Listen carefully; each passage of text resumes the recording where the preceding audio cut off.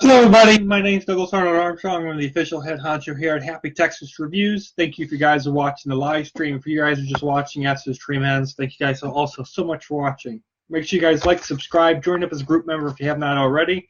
And in today's review, we are, of course, continuing on with the Harry Potter series. In this one, we are talking about Harry Potter and the Prisoner of Azkaban, the third film in the Harry Potter series. So we're going to get right into the positives and negatives, and then give you guys, of course, my final review score.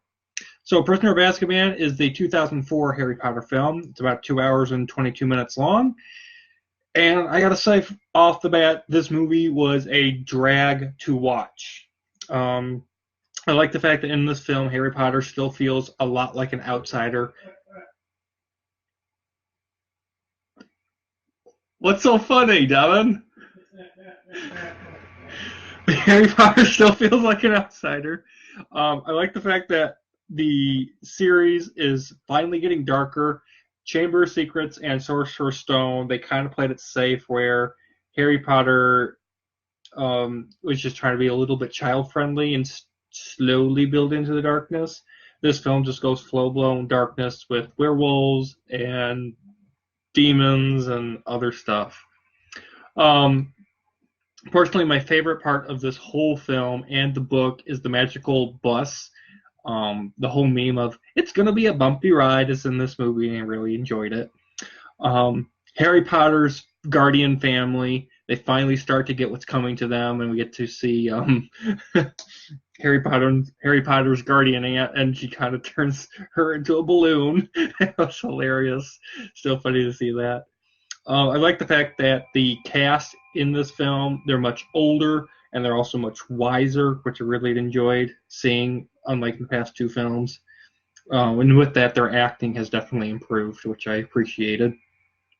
This film is, like I said, dark, but it's got a lot of humor throughout the film, so it's not 100% dark throughout. Can I help you? Okay. We also get the introduction to the Dementors in this film, which are the Guardians. Are you done? I'm trying to do a review here. I'm not. Sorry. Good Lord. We get introduced. Where was I? We get introduced to the Dementors, which are the Guardians of the prison of. I got Guardians of the Galaxy. The Azkaban prison. You're distracting me. Stop it. So we get. Restart. We get introduced to the Dementors. Okay, we're moving on from that. We also get introduced to Buckbeak, which is this big eagle. What you're doing behind me was really disturbing. What's up, everybody? What are you? This is my brother, Devin Armstrong. Apparently decided to crash this review. Good Lord. We also get introduced to the shapeshifters, and we get introduced to the whole ridiculous spell being used on them. Seeing a spider on roller skates was hilarious, and seeing a snake turn into a snake in a box instead of a jack-in-the-box was kind of funny. I also loved a certain scene where Snape ends up telling Hermione Granger that being a know-it-all is irritating. I'm happy that was in this film because in the past two films she has been super irritating, and her being a know-it-all has really driven me insane. And I'm just like, yay, somebody besides me actually says something about that. Like, thank you, Professor Snape. Um, the magical map of Hogwarts I also really enjoy. I know that gets used later on in films and books, and I really enjoyed seeing that for the first time. Um, Also, the fact that we get to learn and discover that Sirius Black, the actual prisoner of Azkaban, is Harry Potter's godfather, and that he wasn't responsible for ratting out Harry Potter's parents to Voldemort of their location, and we get to discover who actually ended up helping Lord Voldemort do that. And then amazing CGI and special effects for this film coming out in 2004. Just so that's gonna do it for the positives. Then for the negatives, first of all, this movie, I can't talk. This movie is boring to watch more than once. I've seen this movie at least a dozen times, and I gotta say, I fell asleep halfway through this. There were times when I'm just like, is this movie over? No? Okay, I'm gonna go do something else while watching it. Um, this film feels shorter because there's time travel involved in this film, and we'll get to time travel in a minute. There's time travel involved in this, and it feels shorter because of it. Being so, even though this movie is 2 hours and 22 minutes long, 30 to 45 minutes of this film is nothing but them reusing scenes that they've already used, but they're twisting it because they need to throw in a time travel plot. Yay, because time travel fixes everything. Um, Sorry, I had to. Also, we're going to leave the time travel thing for the last part of the negatives because that's my biggest problem with this whole film. Harry Potter always also seems to be in danger before he goes to Hogwarts. Like, seriously, there's always a problem before we even get to Hogwarts. Like, Harry Potter's like, oh no, I need to make sure I don't talk about the Sorcerer's Stone. Oh no, don't go back to Hogwarts because terrible things are going to happen. There's a basilisk that's going to come out of a toilet. Seriously. And in this movie, everyone's like, don't go to Hogwarts. There's a mass murderer that might try to come find you there. Like, really? Can you leave this kid alone? He's got a life. Like, this kid has so many problems and dangers in his life. It's amazing that he's lived to be 13 so far. He's got everyone trying to kill him. And Voldemort's dead. Also, why is it that everyone, including Harry Potter, is so sad in this film when Harry Potter's broomstick shatters during this Quidditch match, which is happening during rain and lightning, and there hit Dementors around. Like, I don't understand why they had the Quidditch match to begin with when there's rain and lightning and Dementors hanging around. Like, why did you have that to begin with? But also, if we move past that nonsense, what about the fact that everyone's like, oh no, Harry Potter, your broomstick's broken, you can't play wizard football anymore?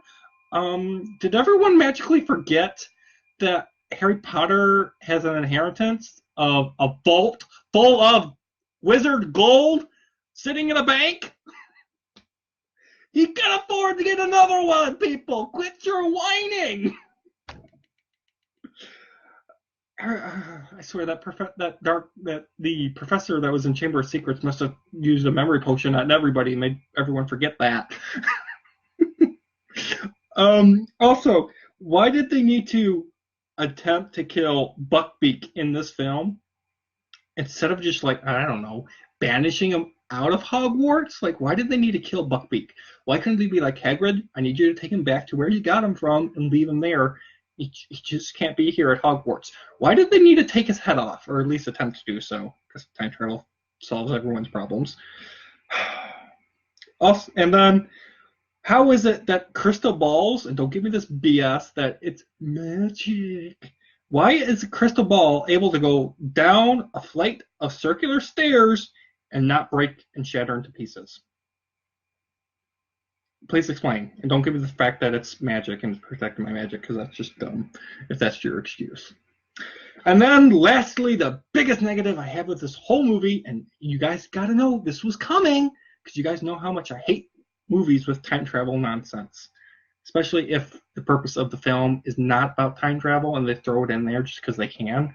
That's what this movie did. This is what the book did, and it irritates my soul. Wait, you don't like time travel? I don't like time travel in films when time travel is not the purpose of the film. Like Back to the Future, that whole movie is centered on time travel. That's the whole purpose of it, is time traveling. That's fine.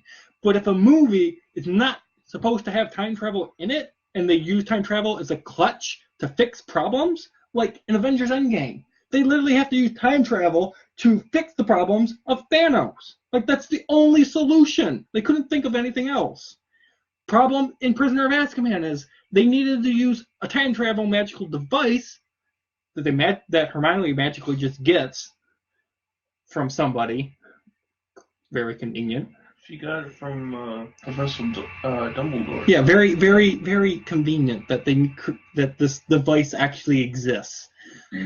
But still, time travel in this film has many problems, and it has so many laws and rules, but you're constantly breaking them in the film. Like, apparently, the whole thing of time travel things is that things in this film are supposed to happen and will always happen the same. The problem is that when they're doing the actual time traveling, they actually break this law and they're like, hey, we don't want this to happen, even though we know it's going to happen, so we're going to change it just to make it so we like it this way now. I could spend another 45 minutes talking about all the problems with the time travel plot in this film, but to save you guys time and my brain having a headache talking about it, I'm not going to. You can watch on YouTube everything that is wrong with Harry Potter and the Prisoner of Azkaban film. Go and watch that video on YouTube. Everything that guy says is 100% correct. Whether you want to admit it or not, the time travel plot in Prisoner of Azkaban is useless. All it does is adds to the longevity of the film and the book. That is it. It is bad. And honestly, the ending of this film was very unsatisfactory in my opinion, because like, yay, Buckbeak's alive! Are we going to see Buckbeak again? No, we're not. Are we ever going to see Sirius Black? Yeah, we're going to see him in a fire pit in the Goblet of Fire. And then he's going to die in the Order of Phoenix. So honestly, the whole purpose of Prisoner of Azkaban, this entire film, the only one thing that was important in this movie was that we figured out who actually ratted out to Lord Voldemort where Harry Potter's parents were hiding. And that because of this guy, can't remember his name, I didn't write it down, because of this one rat, literally, because of this one rat guy, he allowed Voldemort to kill Harry Potter's parents. And that is the entire purpose of this 2-hour and 22-minute film. That is it. Everything else in this movie is boring, and it's like, that's it. With that, guys, I'm going to give Prisoner of Azkaban a 7 out of 10. Thank you guys so much for watching, and I am planning, hopefully, that this Friday around 10 a.m. I will be doing my second Q&A stream with my brother. That is the goal plan. Yeah. So we're going to try to keep to that as much as possible. And I might also have Harry Potter and the Goblet of Fire out for you guys on that day also. I'm going to try to see if I can watch it tomorrow night. It really just depends on my work schedule. That's going to do it for me, guys. Thank you guys so much for watching. Have a great day.